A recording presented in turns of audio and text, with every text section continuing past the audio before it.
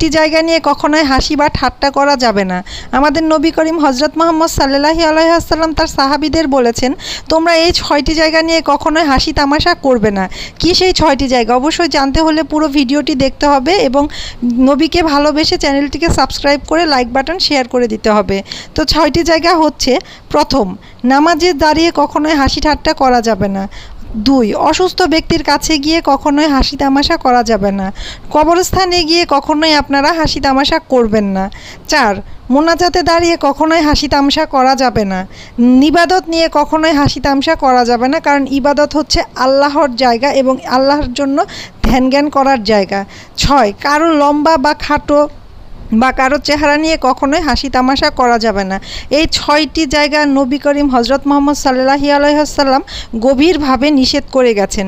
ভিডিওটি ভালো লাগলে কমেন্টে আমিন না লিখে যাবেন না। ধন্যবাদ সবাইকে।